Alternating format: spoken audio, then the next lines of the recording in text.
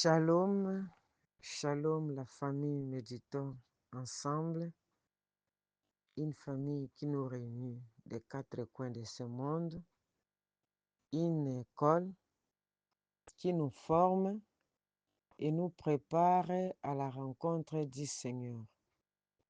Nous rendons grâce à Dieu qui a permis que nous soyons choisis pour faciliter la méditation de ce matin. Que Dieu soit loué, qu'il bénisse l'équipe des administrateurs qui ont renouvelé leur confiance en nous. Que ce Dieu-là bénisse chacun des membres de ce forum. Soyez tous bénis de la part de Dieu. Aujourd'hui, nous sommes lundi 2 mars 2026. Notre méditation est dans les livres, dans l'évangile plutôt de Luc, chapitre 11, du verset 38e au 56e. Nous aurons à répondre à deux questions. La question numéro 2 et la question numéro 6. La question numéro 2 nous demande si ce passage nous apprend quelque chose sur Dieu le Père, Dieu le Fils et Dieu le Saint-Esprit. Et la question numéro 6 nous demande s'il y a un avertissement. Nous n'allons pas oublier de répondre à nos questions de routine. Ça signifie nos questions de réflexion personnelle. Nous n'oublions pas de remercier ceux qui ont commencé ce chapitre 11. Il a été long, en commençant par Maman Aimée. En deuxième lieu, c'était Papa Siko Bambemba. En troisième lieu, c'est Maman Cathy qui a ouvert aussi le mois de la femme. Bravo Maman. Félicitations à vous tous qui avez commencé ce chapitre. Car nous, c'est la dernière partie, donc nous clôturons le chapitre 11. C'est votre sœur, Madame Ikobo Pélagie, Maman Pélagie, depuis la ville de Kikwit. Avant toutes choses, nous allons prier. Nous te sommes infiniment reconnaissants, éternel Dieu de gloire, qui nous a fait la grâce de voir ce nouveau jour, le Dieu qui nous a comptés parmi les vivants de ce matin, le Dieu qui fait de renouveler ses bontés en notre faveur. Nous manquons le mot pour exprimer notre gratitude. Nous te disons seulement un sincère merci qui sort du fin fond de nos cœurs. Nous voulons écouter ta parole. C'est une parole inspirée. À moi-même, je ne peux rien faire. Je viens me recommander entièrement entre tes mains. Que je disparaisse et que toi tu croisses. Ta parole me dit, mon peuple sera instruit par moi-même. Ma prière ce matin est que tu instruises ton peuple et moi-même. Instruis-nous parce que ta parole, c'est ça notre nourriture quotidienne. Et que cette parole trouve place dans le cœur de chacun de nous, qu'elle produise le fruit digne de la repentance. Donne-moi l'expression facile et le langage clair. Maître Saint-Esprit, j'ai besoin de toi. Tiens-moi accompagné pendant tout ce temps. Dans le nom de Jésus qui est notre Seigneur et Sauveur. Nous avons ainsi prié et nous disons merci Seigneur. Ok, nous allons devoir lire notre passage du jour. Nous sommes dans Luc chapitre 11, versets 17 et 37, pardon, jusqu'à la fin. Nous allons lire au nom de Jésus-Christ de Nazareth.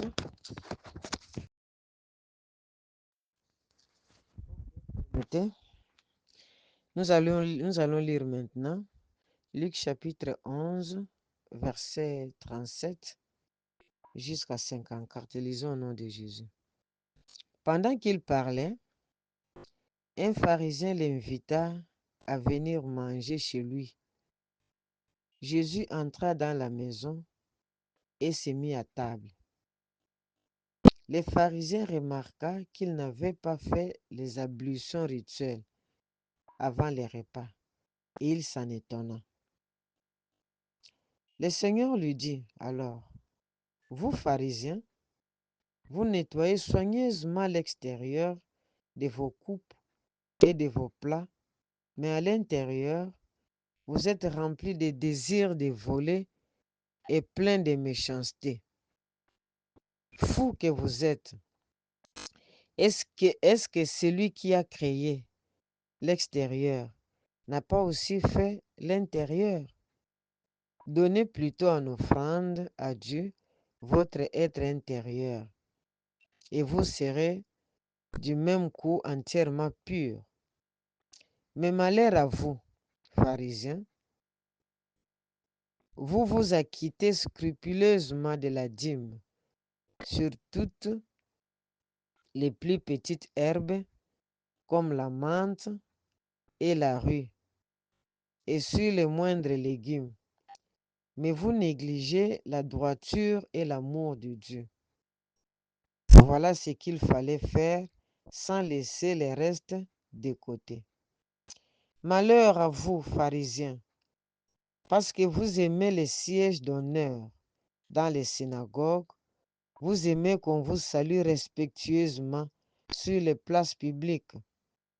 Malheur à vous, vous ressemblez à ces tombes que rien ne signale au regard et sur lesquelles on passe sans s'en douter.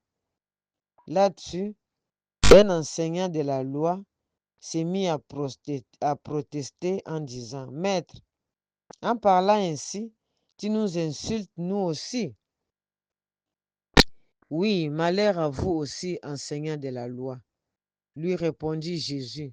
« Vous imposez aux gens des fardeaux accablants, mais vous-même, vous n'y touchez pas du petit doigt. Malheur à vous, parce que vous édifiez des monuments funéraires pour les prophètes, ces prophètes que vos ancêtres ont tués. Vous montrez clairement par là que vous approuvez ce que vos ancêtres ont fait. Eux, ils ont tué les prophètes et vous, vous bâtissez leur tombeau. C'est bien pour cela que Dieu, dans sa sagesse, a déclaré, « Je leur enverrai des prophètes et des messagers, et ils tueront les uns, ils persécuteront les autres. » C'est pourquoi les gens de notre temps auront à répondre du meurtre de tous les prophètes qui ont été tués depuis le commencement du monde, depuis le meurtre d'Abel jusqu'à celui de Zacharie, assassiné entre l'autel du sacrifice et le temple. Oui, je vous l'assure, les hommes de notre temps auront à répondre de tous ces crimes. Malheur à vous, enseignants de la loi, vous vous êtes emparés de la clé de la croissance, de la connaissance, pardon. Non seulement vous n'entrez pas vous-même, mais vous empêchez d'entrer ceux qui voudraient le faire. Quand Jésus fut sorti de la maison, les spécialistes de la loi et les pharisiens s'acharnèrent contre lui et les harcelèrent des questions sur toutes sortes de sujets.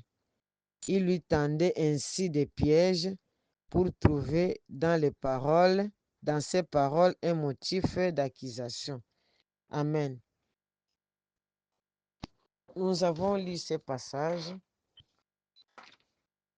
Nous avons utilisé la version La Semeur.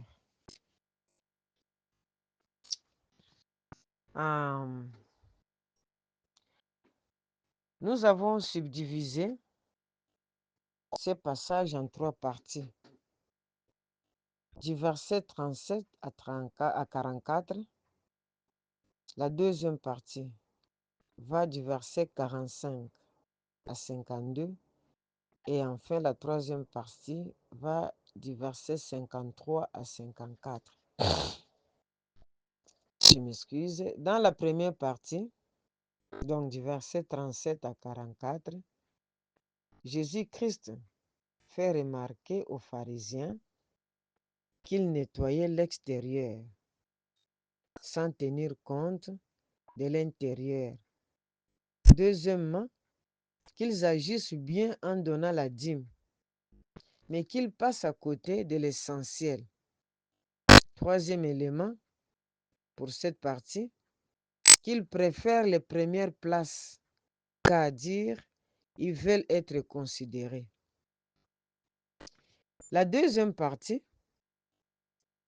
qui va du verset 45 à 52, ici Jésus s'adresse aux enseignants de la loi. Il dit, reconnaissant leurs erreurs, les erreurs plutôt de leurs ancêtres, certains élevaient des monuments à la mémoire des prophètes du passé, mais rejetant les prophètes qui leur est maintenant envoyés. Cela montre à suffisance qu'ils marchent sur les traces de leurs ancêtres. Ils sont bien leurs ancêtres par le sang comme par le comportement. Le châtiment est présenté comme étant éminent. Il leur parle encore que leur enseignement aurait dû refléter l'intention de Dieu et conduire vers le royaume. Il est devenu au contraire un obstacle à la connaissance qui conduit au salut. Enfin, la troisième partie, qui va du verset 53 à 54, nous parle de l'acharnement des spécialistes de la loi et les pharisiens contre Jésus, ainsi que leurs questions pièges. Nous pouvons maintenant répondre aux questions. D'abord, nous commençons par la question numéro 2, qui nous demande, est-ce que ce passage m'apprend quelque chose sur Dieu le Père, Dieu le Fils et Dieu le Saint-Esprit? Oui, nous commençons par Dieu le Père d'abord. Au verset 40 à 41, on nous parle de Dieu le Père. Quand Jésus parle aux pharisiens que celui qui a créé l'extérieur n'a pas aussi créé l'intérieur, il s'agit de Dieu le Père, créateur des cieux et de la terre, créateur du visible et de l'invisible, bref, créateur de toutes choses. Et au verset 41, on demande aux pharisiens de donner en offrande à Dieu leur être intérieur et ils seront entièrement purs. C'est-à-dire, c'est à Dieu que nous devons donner notre offrande.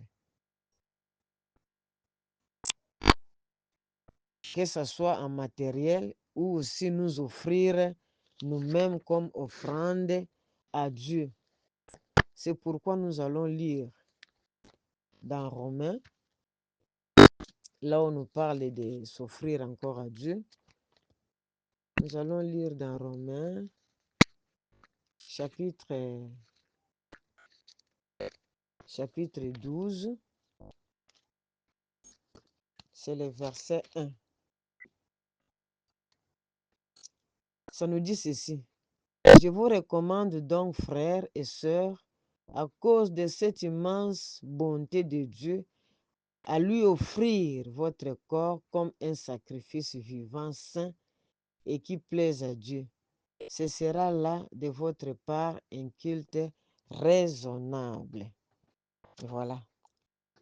Offrir en offrande seulement, pas en matériel, mais nous offrir nous-mêmes aussi comme offrande. Les versets 42 nous parlent aussi de Dieu le Père à qui on doit donner la dîme. Donc notre dîme, nous devons la donner à Dieu. Le verset 49 parle aussi de Dieu le Père qui a déclaré qu'il enverrait les prophètes et les messagers, qu'ils tueront les uns et persécuteront les autres. Bien-aimés, tout ce que Dieu nous envoie comme prédicateurs, les enseignants qui nous donnent, qui nous enseignent la parole, nous viennent de Dieu. Et il les envoie non pas pour les tuer, moins encore les éviter, mais c'est pour notre propre salut. Passons au deuxième volet de la question numéro 2. Est-ce que ce passage m'apprend quelque chose sur Dieu le Père, Dieu le Fils ou Dieu le Saint-Esprit? Oui, en grande partie, ce passage nous parle de Dieu le Fils. Quand nous allons au verset 37, il s'agit de Jésus-Christ qui a été invité par les pharisiens. Venez manger chez les pharisiens, ce n'est pas la première fois. Nous le voyons aussi dans Luc 7, 36 à 50, où une femme de mauvaise vue, Marie de Magdala, avait mouillé les pieds de Jésus de ses larmes, les a essuyés avec ses cheveux, les a embrassés ou les a baisés et a versé le parfum sur ses pieds. Pour cette première invitation, cela a produit un bon résultat, c'est-à-dire une personne a obtenu son pardon. Le verset 39, c'est Jésus toujours qui s'adresse aux pharisiens qui nettoient l'extérieur pendant qu'à l'intérieur, ils sont remplis de mauvais désirs. Retenons que purifier les récipients, c'est bien. C'est un signe de la propreté. Mais ce qui importe plus, c'est la nécessité d'avoir un cœur pur. Nous allons au verset 40. Il leur dit que celui qui a créé l'intérieur a aussi créé l'extérieur. Ok, c'est ce que nous venons de dire. Veuillez nous excuser. Quand nous passons aussi au verset 41, il leur demande de donner en offrande à Dieu leur être intérieur afin qu'ils soient purs. À 42, il leur dit qu'ils acquittent scrupuleusement de la dîme sur toute chose en négligeant la droiture et l'amour de Dieu. Au verset 43, c'est Jésus toujours qui parle. Cette fois-ci, il les condamne parce qu'il cherche la considération des hommes. Nous voyons ceci dans Matthieu aussi, chapitre 23, le verset 6 nous parle de cette pratique. Malheur à vous, spécialistes de la loi et pharisiens hypocrites, car vous dépouillez les veuves de leurs biens tout en faisant de longues prières pour l'apparence. C'est pourquoi votre condamnation n'en sera que sévère. Malheur à vous, spécialistes de la loi et pharisiens, hypocrites, vous parcourez terre et mer pour amener ne fût-ce qu'un seul païen. Je m'excuse. Donc ici, dans ce passage, on nous dit qu'ils portent de longues robes, ils cherchent à prendre de premières places pour être considérés des hommes. C'est ce que Dieu les réprimande. Jésus-Christ ne veut pas qu'ils puissent chercher de premières places. Il faut être humble et Jésus-Christ lui-même va vous élever. Ok, nous continuons. Au verset 45, nous voyons un enseignant de la loi qui protestait contre Jésus. Au verset 46, c'est Jésus-Christ toujours qui s'adresse aux enseignants de la loi, qui imposent aux gens les fardeaux accablants, pendant qu'eux-mêmes n'y touchent pas du petit doigt. Quand nous enseignons, nous devons être nous-mêmes un modèle pour les autres. Les versets 47 à 48, il continue à leur parler, qu'ils font montre, qu'ils approuvent ce que leurs ancêtres ont fait en tuant les prophètes et eux bâtissent les tombeaux. Verset 52, il s'adresse aux enseignants de la loi qui sont un obstacle à l'évangile. Jésus dit, leur enseignement aurait dû refléter l'intention de Dieu et conduire vers le royaume. Il est devenu au contraire un obstacle à la connaissance qui conduit au salut. Bien-aimés, évitons d'être un frein à l'évangile. Autrement, Dieu nous redemandera le sang de ces perdus. Soyons de ceux qui facilitent l'évangile et non pas de ceux qui bloquent. Nous continuons. Quand nous allons au verset 53 et 54, Jésus, toujours qui continue à parler, il souligne pour trouver dans ses paroles un motif d'accusation. Voilà. Ça, c'est les versets 53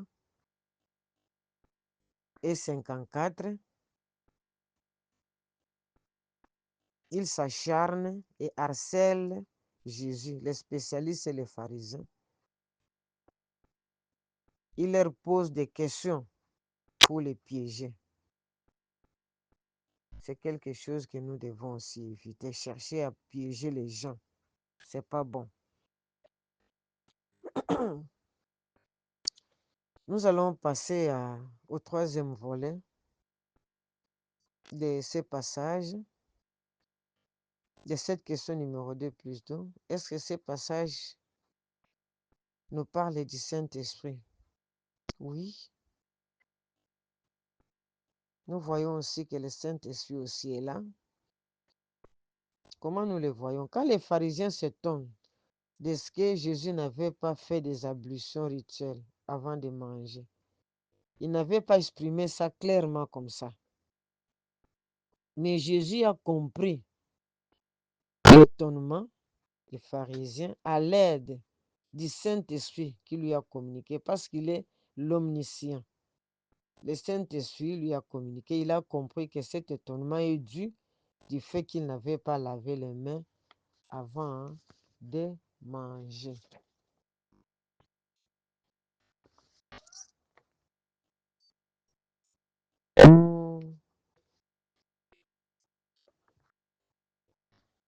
Nous voyons au verset 40. Nous voulons partager quelques versets. Au verset 40 à 41, Dieu a besoin de nos cœurs et non de ce que les hommes voient. Plaisons à Dieu plutôt qu'aux hommes. Nous partageons aussi les versets 48 à 49. Ici, nous voyons que nos bien-aimés là n'ont pas tué les prophètes. Les pharisiens n'ont pas tué les prophètes. C'est plutôt leurs ancêtres. Mais par le fait qu'ils ont bâti les tombeaux des prophètes que leurs pères ont tués, ils participent à leur péché. C'est pourquoi nous devons faire beaucoup d'attention. Nous péchons quelquefois parce que nous participons d'une manière ou d'une autre au péché des autres. C'est comme ce que nous dit la Bible dans Psaume 1, partie B. Heureux l'homme qui ne s'arrête pas sur les voies des pécheurs et qui ne s'assied pas en compagnie des moqueurs. Par le fait de s'arrêter sur la voie des pécheurs et de s'asseoir en compagnie des moqueurs, tu participes d'une manière ou d'une autre à leur péché. Donc nous péchons parfois parce que nous avons fait compagnie de l'une ou l'autre chose, bien qu'à nous-mêmes, cela ne s'est pas produit ainsi. Mais par le fait d'être accompagné de ceux-là qui ont péché, et nous participons à leur péché. C'est pourquoi nous devons veiller aussi à cela. Les versets 51, 50 à 51, c'est pour compléter un peu l'idée de ce que nous venons de partager tout de suite là. Et sont ignorants. Et par le fait qu'ils ont bâti les tombeaux, ils vont payer les pots cassés. Dieu nous met en garde contre de telles pratiques. Soyons souples afin de ne pas payer les pots cassés d'autres personnes. Que chacun soit condamné pour son péché et non pas le péché des autres. Donc, veillons pour cet aspect des choses. Je voulais encore dire un mot par rapport à l'humilité que Dieu nous demande. C'est parmi les qualités qu'un enfant de Dieu doit avoir. Être humble. La Bible d'ailleurs dit que Dieu élève les humbles. Quand nous sommes humbles, Dieu va nous élever. Je voulais partager quelque chose que nous avons remarqué par rapport à ce manque d'humilité. C'était dans une église quelconque. Il y a une sœur qui travaillait au protocole, mais qui avait fait, si c'est un mois, ne venait plus au service. Je ne sais pas, elle était malade ou quoi. Un jour, quand elle est venue à l'église, comme il y avait du monde, il n'y avait pas de la place, l'une de ses collègues est venue lui demander de se tenir debout et céder la place aux visiteurs qui venaient. Et la sœur a trouvé ça mauvais. Elle a décidé de quitter l'église parce que pour elle, c'était un manque d'humilité, manque de considération. C'était une manque de considération. Ça signifie qu'on ne l'a pas considérée. Comment elle était assise, on est venu lui demander de se mettre debout et céder la place à une autre personne. Vous voyez le manque d'humilité. Or, en réalité, qui dit protocole, quand il n'y a pas de place, c'est celui qui est au service des protocoles qui doit céder la place aux gens. Mais la sœur a décidé de quitter l'église uniquement parce qu'on lui avait demandé de se tenir debout et céder la place à une autre personne. Donc, soyons humbles. Voilà, je pense que la nourriture est sur la table. Nous vous souhaitons bon appétit. Chacun va apporter sa pierre pour la construction de l'édifice. Nous sommes limités, mais Dieu a mis des talents dans chacun de nous. Nous vous souhaitons bon appétit. Nous allons encore prier. Seigneur, merci de nous tenir compagnie jusqu'à la fin. Que ton nom soit béni parce que tu nous as assistés, tu nous as accompagnés, nous sommes arrivés à la fin. Nous ne pouvons que te remercier. Merci pour cette parole. Ma prière pour la énième fois, qu'elle produise le fruit digne de la repentance. Que nous ne puissions pas nous limiter à écouter, mais aide-nous à la mettre en pratique. Ainsi, ton nom sera glorifié. Nous avons ainsi prié dans le précieux nom de Jésus-Christ qui est notre Seigneur et Sauveur. Et nous disons, merci Seigneur Jésus-Christ. C'était Maman Pélagie depuis la ville de Kikwit. Nous vous souhaitons bon début de la semaine. Que Dieu vous bénisse. À toutes les mamans qui vont intervenir pendant ce mois, que Dieu vous bénisse, qu'il vous accompagne. Ciao.